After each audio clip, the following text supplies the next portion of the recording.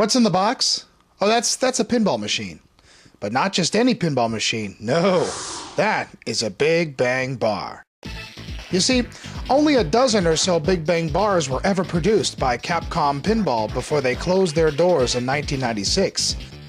But fast forward a decade later, when Gene Cunningham and Pinball Manufacturing reproduce 190 limited editions of this machine, I can see my personal game being built by hand.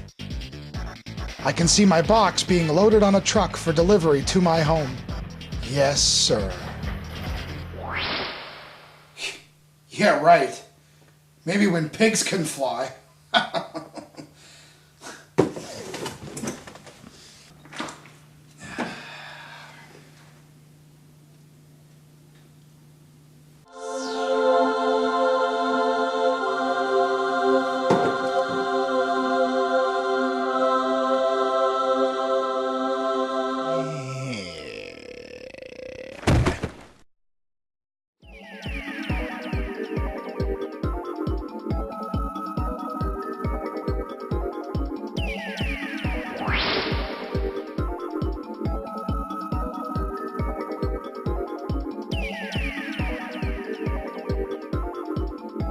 I can't believe it's here. Wait. Now, I promised my friends I would wait for them, so I better wait.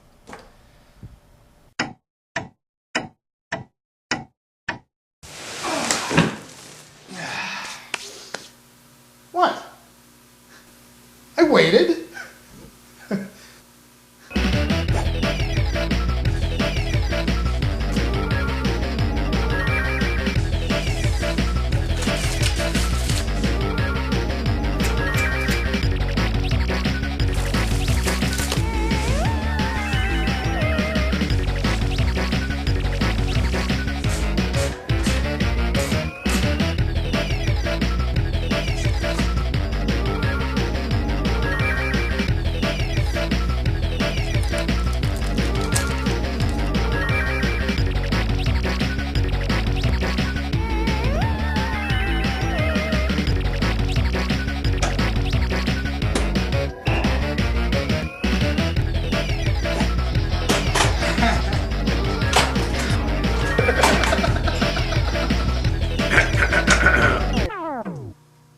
Weren't you supposed to wait for us?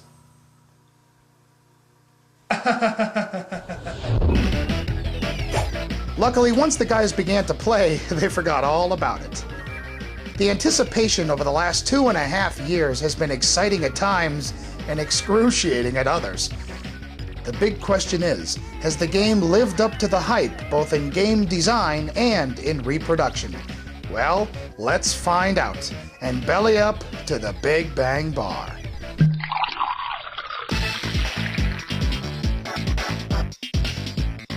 The neon-colored, rather outlandish-looking art on the cabinet is excellent on both the lower and upper sections.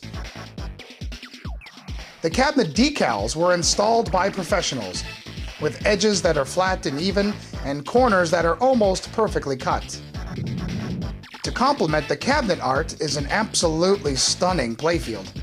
The color scheme is very pleasing to the eyes, and the glossy finish needs to be seen to be believed.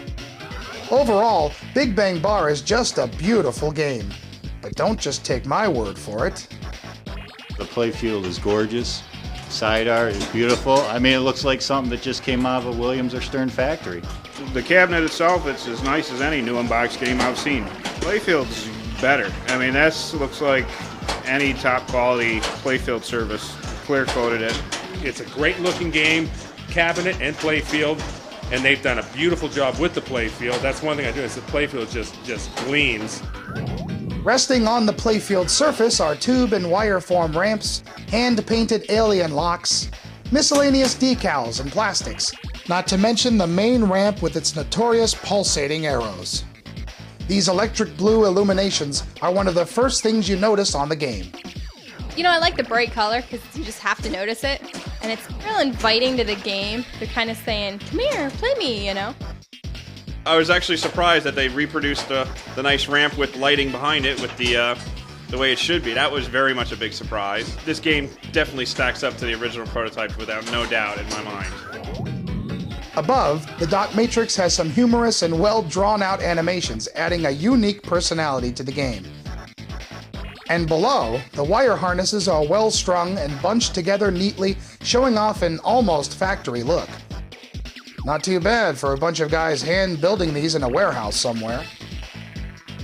I truthfully have no complaints about anything visually on Big Bang Bar. The look is definitely a true asset to the overall enjoyment of the game. In fact, I'd say it's at least 2 assets.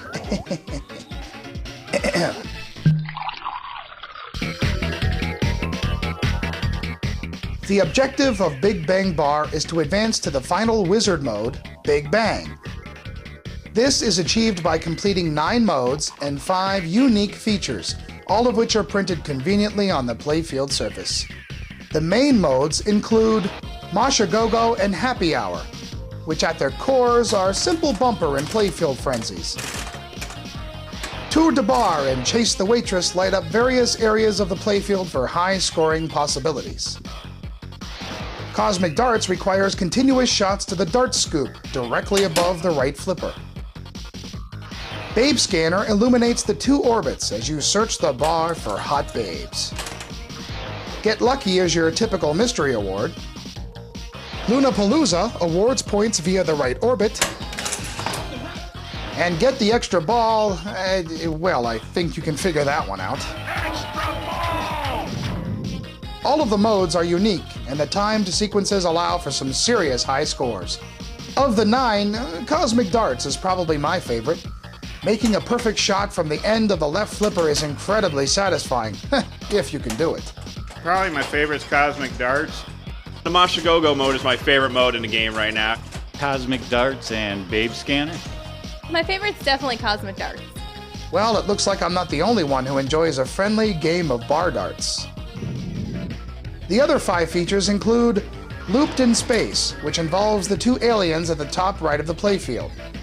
Locking balls into their mouths will start a simple 2-ball multi-ball. Ray's Ball Busters is a neat little contraption where hitting a ball on one side will bank it over to the other, eventually stacking them in a row. Multi-Brawl is lit by spelling the word brawl via continuous shots to the captive balls. Doing this will illuminate the red lock light and allow you to stack 3 balls onto the wireform ramp to begin Multi-Brawl. Underground begins by hitting the 1 bank drop target / bouncer a set number of times. Eventually, the inner orbit will light, and continuous loops will add up to high scores. And finally, one of the main gimmicks of the Big Bang Bar lore is the Tube Dancer. Her green nakedness stands at the top left of the playfield. Hitting the 3 green targets on the side of the ramp will activate her, and when the Tube Dancer is lit, well, you'll know. A timed ramp shot will award a hurry-up, jackpot, or extra ball, or a cool 10 million. While multi-balls are always a great pinball feature, and the Ball Busters area is fun to aim for, let's face it, everybody loves the Tube Dancer. In many ways, this non-interactive toy really incorporates everything about the Big Bang Bar theme, both in feel and in its adult-oriented nature. The Tube Dancer is a lot of fun. It really adds a nice touch to it. It's intriguing, and really that's one of the first things you notice when you look at the game. Oh, Tube Dancer's cool, you know. Anything that moves and is topless, that's perfect in my book. That's, to me, is what makes the game special. That, the whole bar theme and the Tube Dancer. So it looks like green naked women are a hit for pinball players alike.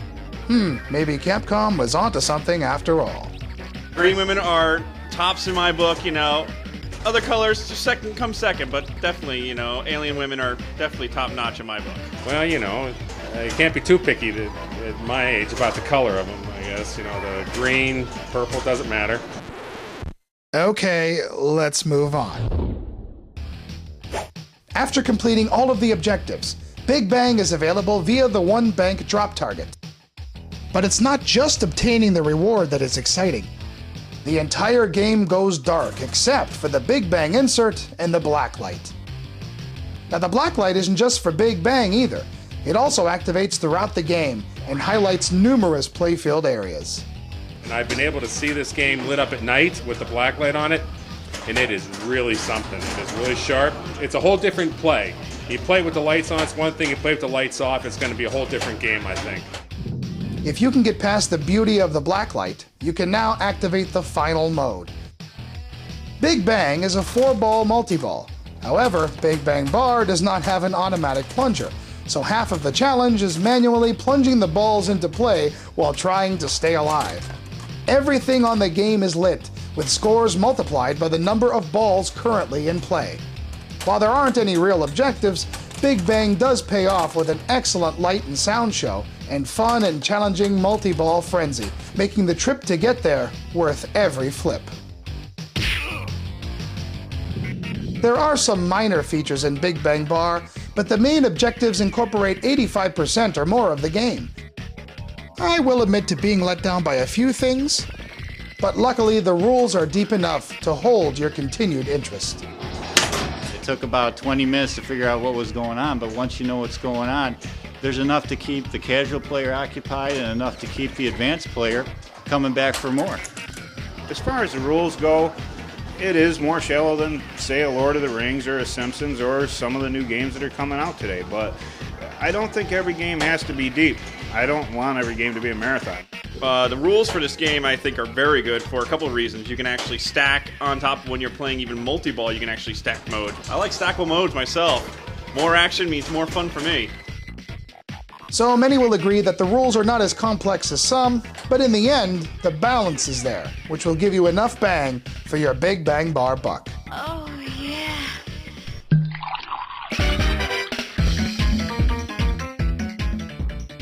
The hype surrounding the Big Bang Bar project was surreal, but Pinball Manufacturing pulled it off. As a game, it is fun to play and really shows off what could have possibly been a Capcom hit. In fact, even my friends didn't have much to complain about and seemed to enjoy every single aspect. Well, almost. And maybe, the only thing that bothers me about the game is the annoying waitress once in a while, getting too many noises like this and the Jersey accent. Go on up. Wow. Upstairs. Well, nobody's perfect. As for the reproduction itself, all of the parts that were recreated seem like they were factory made back in the mid-90s. Everything that was assembled is just amazingly professional, with only minor adjustments that were needed upon arrival. The game exceeded my expectations in terms of quality control. Even the custom packaging job was top-notch. Just an all-around excellent venture, and a hats off to Pinball Manufacturing for a job well done. I wish I bought one. It'd be too hard to imagine that, you could just do this without the whole factory setting. It's definitely lived up to the hype, particularly now that I've had the opportunity to play it for extended period of time. I'm just like, it was an exceptional opportunity to play this game today. Overall, Big Bang Bar was worth the wait and worth the investment. And number 34 is all mine. All mine. All mine. All mine. All mine. All mine.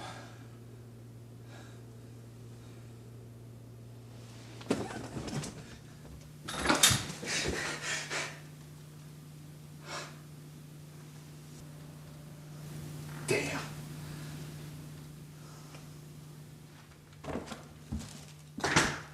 Go on up.